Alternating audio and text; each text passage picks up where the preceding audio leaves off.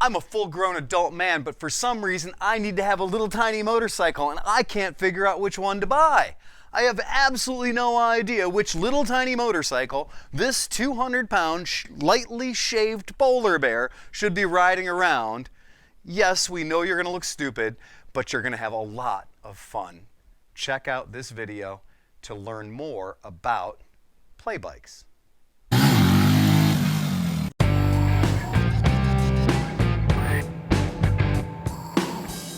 All right, guys, here at Cleveland Moto, we've done a lot with play bikes, and we've been involved in play bikes since they were just called small motorcycles. My brother had a Honda CB125S that we lovingly called the pea shooter, and he would ride that thing on the freeway. I mean, long distances on the freeway, and that was a 125S, and it was a full-size motorcycle. Well, not really a full-size motorcycle. It was a motorcycle, just a little shrunk down. And that's exactly what's going on here. And a lot of people will think that the Grom was the first bike to ever do that, and it's not. The Grom gets a lot of attention, but if you look back at bikes like the NSR 50 from Honda and you look at the YSR 50, there were scaled down sport bikes, scaled down motorcycles that were available from all the manufacturers many, many years ago, way back in year of our Lord 1984. These bikes were available to us and we could buy them and people rode them around, but usually it was a 49cc motor. A lot of times it was a two-stroke, sometimes it had a clutch, sometimes it didn't. But what we've seen is this resurgence in the popularity of that style and size of bike. And what we're going to talk about today in particular are two bikes that we have done some research on and we have figured out represent really good value for money in this arena. Now, I will be comparing all of these bikes, or both of these bikes, to what people like to say is the industry standard, the Grom. Now, as a person who is an industry standard kind of guy, I ride all these motorcycles when we service them for our customers, and I'll be the first one to tell you that this person, see this, all of this, does not feel comfortable on a Grom. It's pretty uncomfortable for me to go around and ride one. Now, I'm sure that somebody's going to get on the YouTubes and get in the comments and say, but I'm 6'4", 300 pounds, and I ride it every day to work. It's my only bike. Cool, man, that's good. That's what gets you happy. It's great, it's just not for me. And again, what we're doing here is we're trying to give you a little more intel. So from my right, your left, what we've got going on here is we've got the Razkull. And the Razkull, again, we always talk about when companies have names for bikes that don't make any sense. We talk about when companies have names for bikes where they spell things wrong. It is a bit of a pet peeve of mine.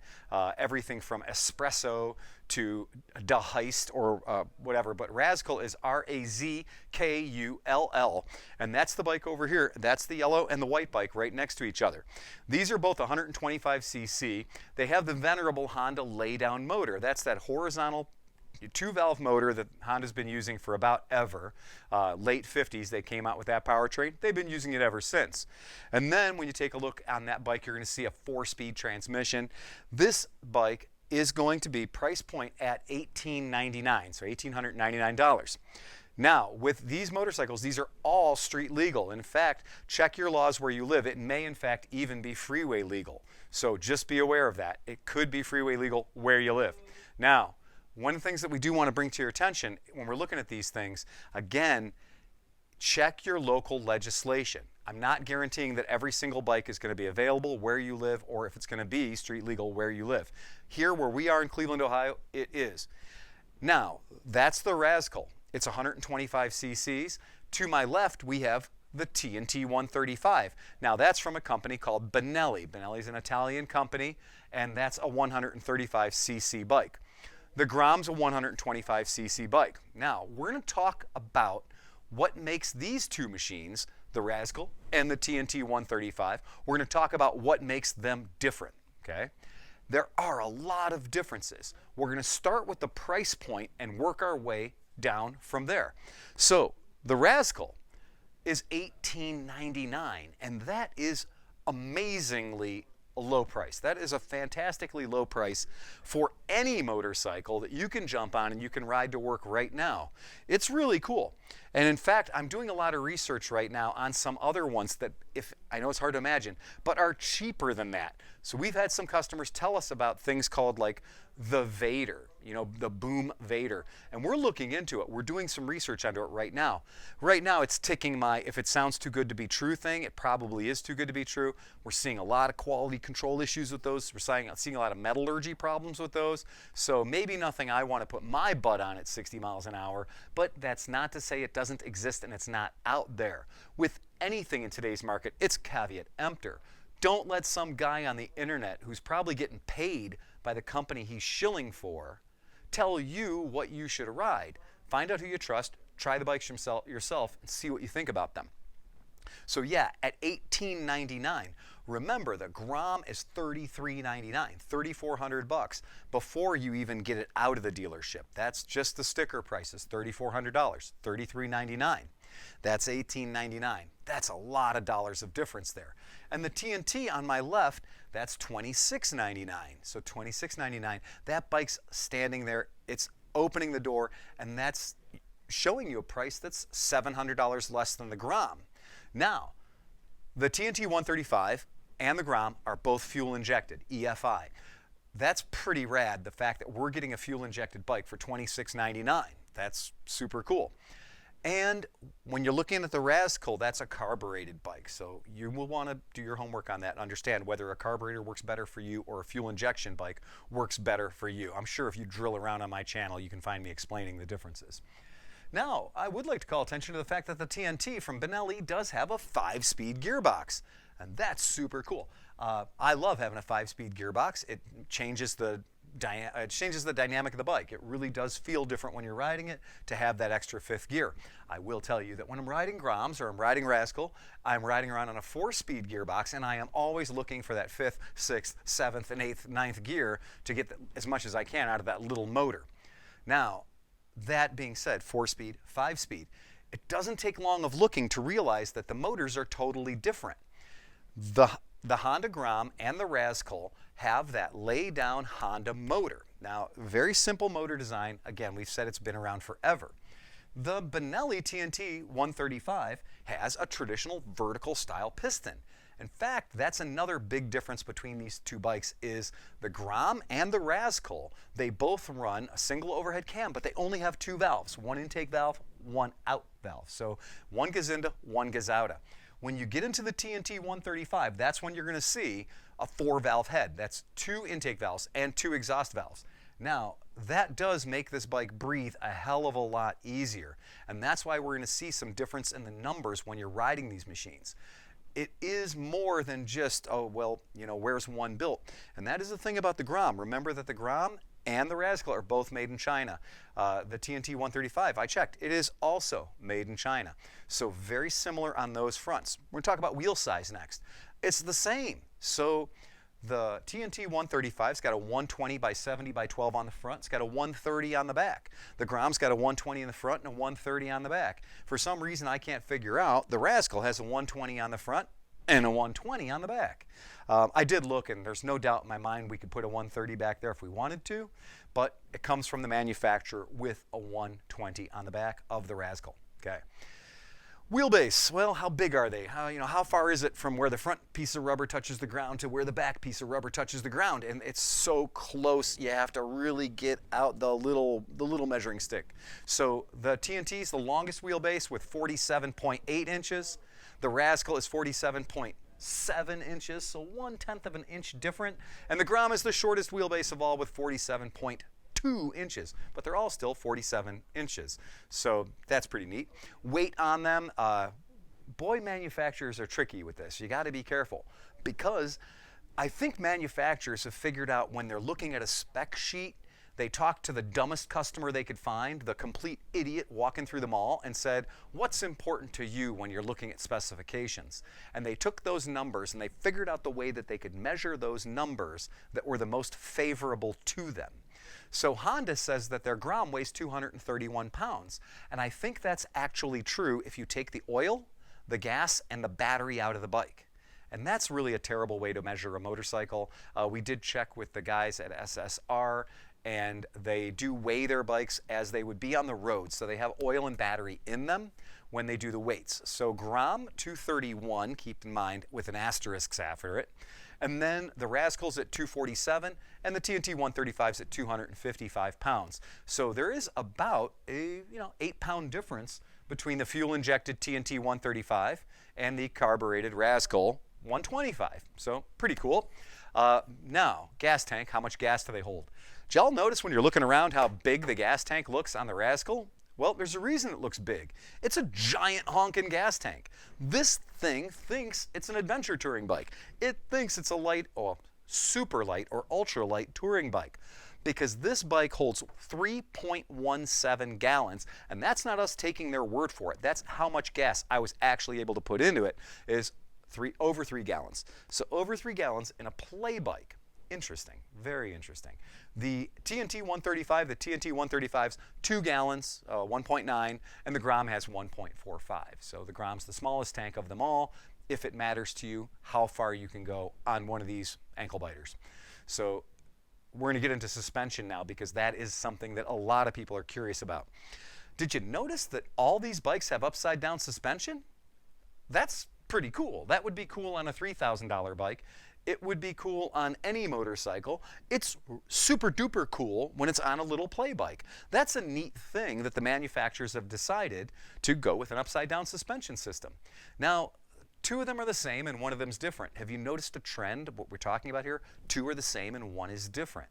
The 2 that are the same is the Razkull and the Grom. The Razkull and the Grom, their front forks are 31 millimeter. That's not big or small. Now, of course, when I was a kid, 31 millimeter was the size of the forks that would come on a 750cc motorcycle. So by today's standards, though, it's pretty average. 31 millimeter inverted fork, nothing to sneeze at. Yeah, what's different? There's that weirdo Italian over there again, that TNT135. That Benelli TNT135 has just got to be different.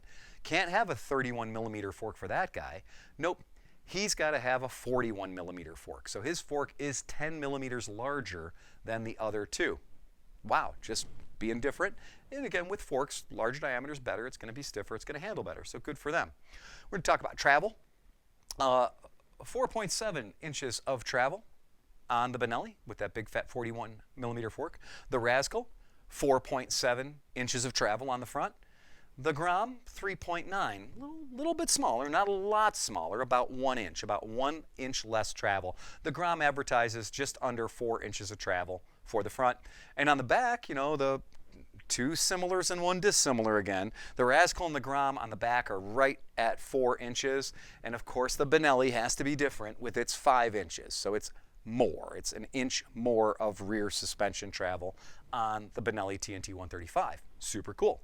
Torque numbers, well, again, please take this with a grain of salt. And if you have a dyno at home and you run these bikes, while you're beating your fist on your dyno Bible, take the time to give me a comment and tell me what numbers you came up with, because we didn't run these. We took the manufacturer's numbers at being a factual, honest thing, and we're hoping that they're not lying to us too heavily.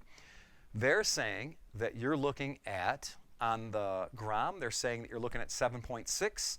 On the Razkull, they say you're looking at 6.9. And on the TNT, they say you're looking at 7.4. I'm going to tell you guys, those numbers are all so close together. That's this light of a bike. I could lean on the dyno with my thumb and change those numbers that much when we're talking about bikes that have such small torque numbers. So take those with a grain of salt. Don't go out and say, I was going to buy the TNT, but the Grom had 0.2 more torques. Ride them. See how they feel to you. Because sometimes that difference can be made up in the transmission, sometimes that difference can be made up in the clutch. Take the torque and horsepower numbers on bikes this small. Just be very, very cautious with those numbers. Disc brakes. We got disc brakes all around, except for the Razkull. The Razkull has a drum on the back. So just cost savings or whatever. I've never ever said, boy, I wish this drum brake on the back would have been a disc. On any kind of a bike like this, I've always found that this big heavy bike stopper attached to the bottom of my right leg doesn't require a disc or a drum, but the Razkull does in fact have a drum, whereas the Grom and the TNT135 both have discs. Whew, boy, Okay, we got all that crap out of the way. That's the specs. That's the sheet, one sheet compared to the other sheet. You've listened to it. You're going to make your mind up, whatever. But we all buy these bikes to do one thing with them. There's one thing that every single person that buys one of these play bikes wants to do, and that is get their dirty meat hooks on it. They want to get in there with their wrenches, and they want to change things and make it better and make it awesome and make it great, or make it worse or make it less reliable or whatever. But there's more data space set up for grown adult men who have better things to do than deprive their children and loved ones of time and money so that they can make their dopey little 60-mile-an-hour bike go 64 miles an hour. Meanwhile, the bike it's parked next to goes 164 miles an hour, and they're not spending money tuning that. But this is approachable. So I took a look at what some of the most popular performance mods cost. Because that's one of those things, you talk about, like, if I'm going to tune up a Toyota or I'm going to tune up a Nissan, it's going to be a lot cheaper than tuning up an Audi or a Mercedes. That's the tuner mentality. You want to buy something. If you're going to tune it, you buy something that can be tuned cheaply. So I set myself a baseline. My baseline was, if I wanted to stick a cylinder kit on each one of the bikes, the Grom, the Razkull, and the TNT135, and I'm sorry, Kawasaki people, that we're not talking about your beloved Z125 Pro. I just didn't happen to have one around for the comparison. That's all. That's it. Otherwise, we'd be trotting it out there too. But honestly, if you like a Z125 Pro, you probably already own one, because you probably found a dealer that was giving one away, and you compared the price to a Grom and you bought the Z125 Pro. It's another Chinese-made little play bike, so it's fun for everybody. So I was able to find, for the Benelli TNT, a cylinder kit that bumped it from 135 cc's up to 155 cc's. Pretty impressive. And in fact, this cylinder kit even came with an honest-to-God, made-in-America Wiseco piston in it. And that cylinder kit was $399. So for $399, you take the bike from 135 to 155. Okay, did the same thing for old Grom. I found a cylinder kit for the Grom. Didn't have a Wiseco piston in it, but still looked like a good bit of kit.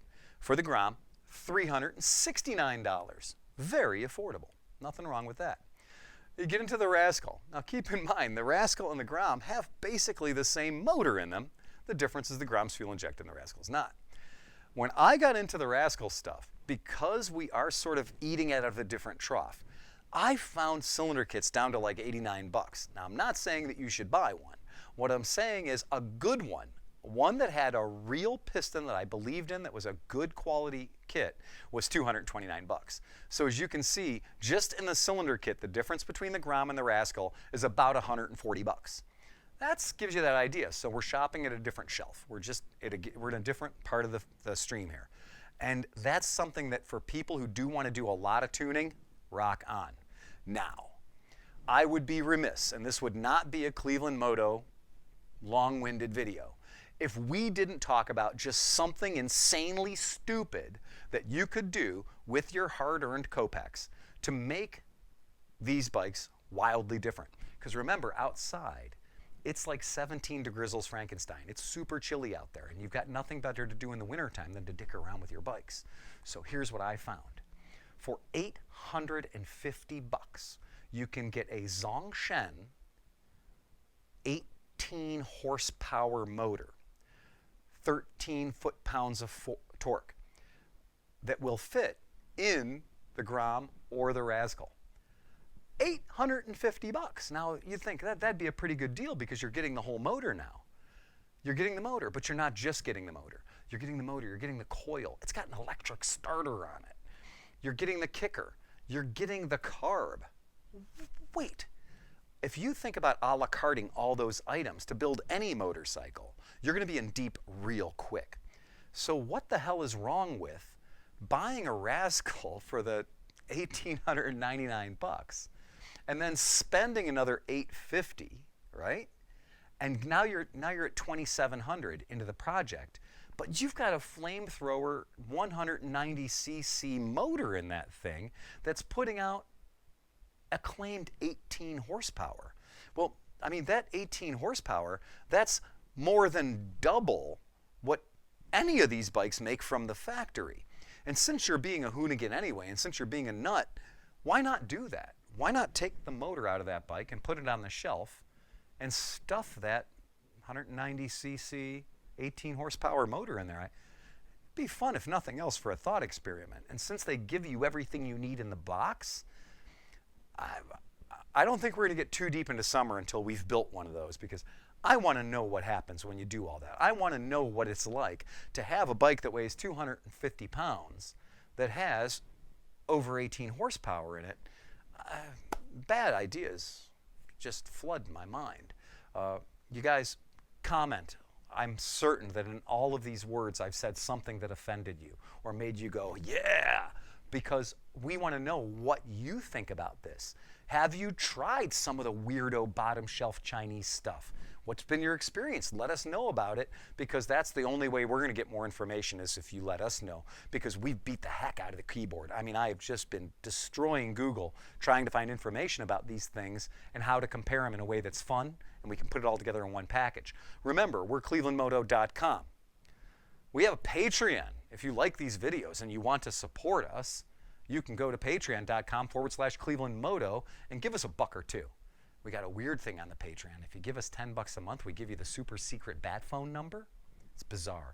And then you can contact me directly through my electronic hailing device and give me bad ideas, or give me pointed commentary about my style of dress or my overall demeanor. But you have direct access to us, and you can change what we do based on that.